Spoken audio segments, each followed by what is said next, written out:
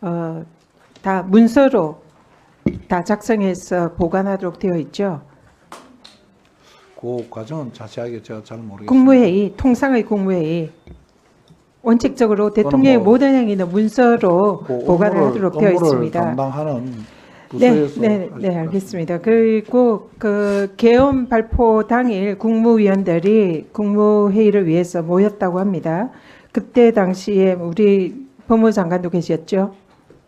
예, 계엄 실무 편람에 따른 계엄 선포 절차에 따르면은 국무회의 심의를 한 이후에 장관들이 계엄 선포문에 서명하도록 되어 있고 총리가 부서하고 대통령이 최종 결재해서 계엄 포고문을 발령하도록 되어 있습니다.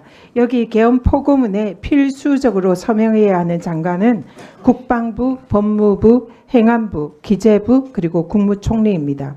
이 5명의 서명이 없으면 이 사실상 계엄 포고문은 위헌, 위법한 포고문이 되고 법률적 효력을 발휘를 할 수가 없습니다. 장관, 이날 계엄 포고문에 서명을 하셨습니까? 저는 그렇게 한 사실은 없습니다. 그럼 그때 당시에 다른 장관들, 국무총리도 서명하지 않았습니까? 저는 그렇게 생각하는데 다른 분들은 정확하게는 모르겠습니다. 저는 안 했습니다. 장관을 서명한 적이 없다. 지금 계엄 선포 절차에 따르면 계엄 포고문에 필수 서명해야 하는 장관이 법무부 장관입니다. 그런데 장관이 서명하지 않았다고요? 저희들이 전부 다 서명하지 않았다는 것이 지금 확실하다는 거죠. 저는 그 포고문에 서명한 사실은 서명한 사실이 없다. 예. 만약에 이 계엄 포고문에 서명을 했다면 그것은 그 서명에 동참한 장관이나 총리가 계엄 포고문에 대해서 법적 정당성을 부여를 하고 향후 법적 책임을 같이 지겠다라는 그런 법적인 의미를 가지고 있습니다. 근데 만약 장관이 그런 서명을 하지 않았다면 이것은 법률에 정해진 절차에 따른 적법한 계엄 포고문이 되지 않습니다. 즉 계엄 선포는 위헌, 위법이라는 그런 뜻입니다. 그래서 지금 법무부 장관께서 계엄 선포문에 서명을 하지 않았다고 하면은 이것은 법적인 효력이 없는 위헌무효라는 그런 계엄령이 위헌무효라는 것을 지금 증명하는 거다 이렇게 생각이 듭니다. 당시에 장관들이 몇 명 정도 국무회의 심의에 참여를 했습니까? 제가 경황이 없어서 정확하게 몇 명인지를 정확하게 모르겠습니다. 지금 법무부 장관은 그때 당시에 어떤 의견을 냈습니까? 저도 다른 의원들과 같이 다 여러 가지 우려 섞인 이야기를 많이 했었고 총리께서 많은 말씀을 국무위원들 의견을 취합한다기보다는 총리께서 많은 말씀을 하신 것으로 알고 있습니다. 총리는 어떤 의견을 피력했습니까? 구체적으로 제가 하나하나 말씀드리기는 지난번에 말씀드린 바와 같이 옳지 않다고 생각하고 총리께서 충분히 말씀드린 것으로 그렇게 알고 있습니다. 계엄 선포 절차에 따르면은 계엄 선포문을 초안을 작성을 하고 그 계엄 선포문 내용에 대해서 법무부가 법률 검토를 하도록 규정이 되어 있습니다. 사전에 이 내용에 대해서 법률 검토를 법무부가 한 적이 있습니까? 없습니다. 지금 그러면은 전혀 이 법적인 절차를 따르지 않은 계엄 선포였다 이런 뜻이 되는데 사실입니까? 의원 죄송하지만 계엄에 대해서 저희들이 평소에 학교 다닐 때 헌법책 읽은 것 이상으로 다시 준비해보거나 한 적이 없어서 그러면 법무부나 예. 법무부 장관은 사전에 이 계엄 선포에 관해서는 법률 검토라든지 동의 절차라든지 이런 것을 한 적이 없다 이렇게 말씀하시는 겁니까? 저도 거기 가서 봤습니다. 네, 법원행정처장께 여쭙겠습니다. 지금 아까 법원에서 지금 영장 기각에 대해서 많은 의원님들이 지적을 하셨는데요.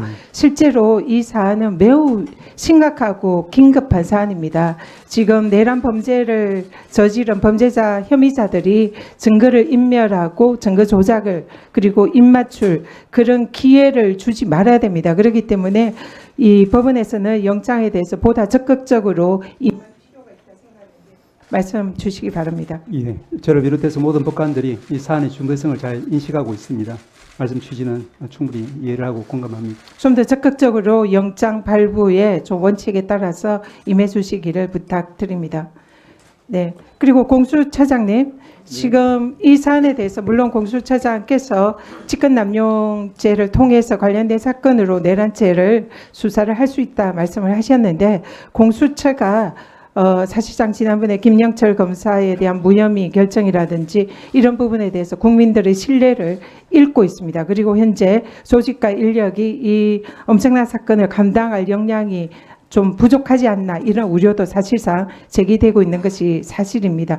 그렇기 때문에 공수처가 지금 사건의 이첩을 요청을 해서 공수처에서 이걸 전부 다 수사를 하겠다, 이런 것은 좀 과한 욕심이 아닐까 생각하고요. 지금 매우 심각하고 위기에 있는 아주 중대한 사안이므로 이 부분에 대해서 공수처도 국수본과 협조를 해서 수사를 하면 어떨까 하는데 의견이 어떻습니까? 네, 지금 공수처의 인력을 지적해 주신 점에 대해서는 겸허히 받아들이고요. 그렇지만 우리 공수처는 지금 전 인력을 전 검사와 수사관을 투입해서 수사를 하고 있다는 말씀을 드리고요.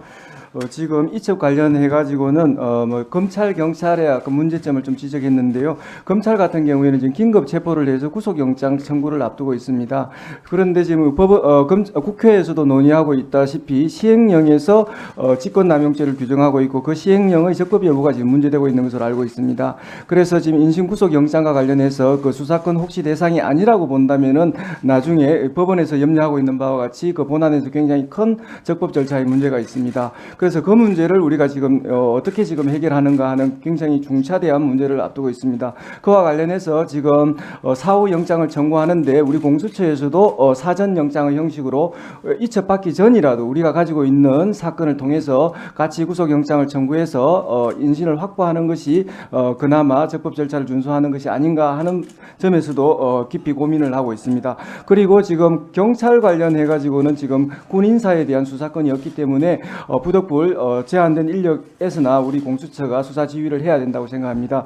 그래서 지금 인력을 파견받으면 제일 좋고요. 그렇지 않으면은 의원님께서 지적하셨듯이 그 수사 협조를 통해 가지고 우리 공수처에서 전체적인 지휘를 하고 군인사와 그다음에 민간인에 대해서 통할적인